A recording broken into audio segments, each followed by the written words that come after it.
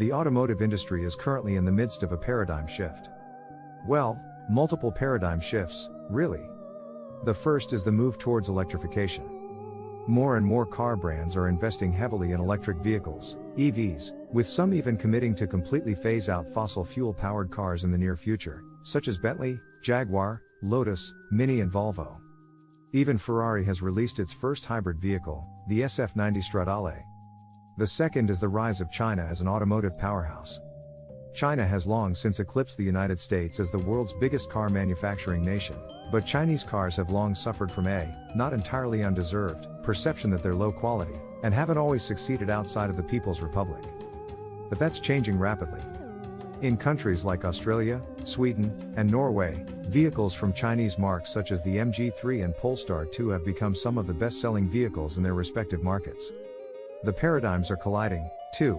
China leads the world in EV manufacturing, and a Chinese EV, the Wuling Hongguang Mini, is now outpacing the Tesla Model 3 as the current best-selling EV. In short, the threat from China is real. But not all brands are doing what they need to keep up with China, or the industry more broadly. Specifically, many Japanese and US automakers, who used to be on top of the industry, are falling behind. Japanese car makers, in particular, have become bizarrely reluctant to pursue battery electric vehicles, BEVs, i.e. totally electric cars. Toyota, the world's biggest car brand, is probably the worst culprit. Whilst they were an early innovator when it came to mild hybrids, such as the Prius, Toyota has stagnated in recent years, doubling down on mild hybrid and hydrogen technologies when it's become clear that plug-in hybrids, PHEVs, and BEVs are the way of the future.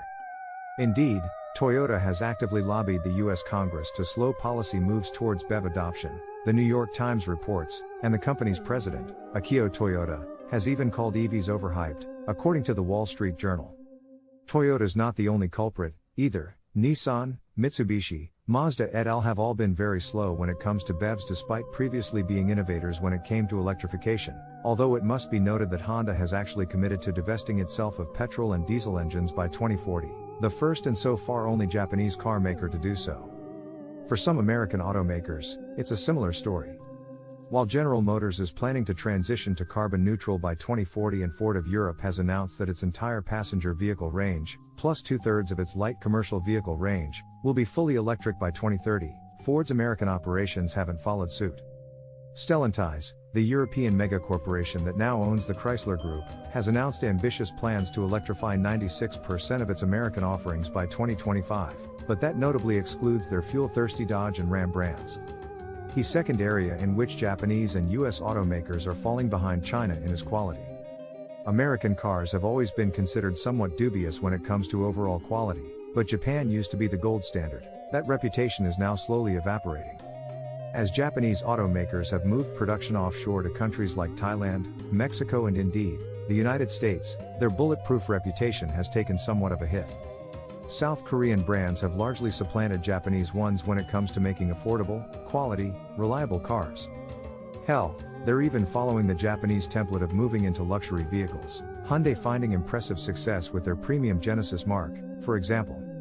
Something that's very telling about American car quality in particular, however, is how Chinese-made versions of American-designed cars are coming off production lines better made than their American counterparts. Tesla's Model 3 and Model Y cars are both built in the US and China, and owners in Europe have reported that the Chinese versions are better. I hear that their all-important panel gaps are tighter, and fewer trips to the repair shop are required. So what do the US and Japan need to do if they want to stay on top in the car game? Simple. Embrace electrification more earnestly, not as a fad but as the future of motoring. That's the first step. Second, they need to go back to the drawing board when it comes to quality control, and stop phoning it in. Part of this has to do with their reliance on stringing out vehicle designs and platforms for far longer than they really need to, in order to cut costs, something the Japanese are a little more guilty of than the Americans. Of course, it's easier said than done. But the reality is this: Europe is making all the fun and interesting cars, and China is making all the cheap, electric cars. The US and Japan don't want to get left behind.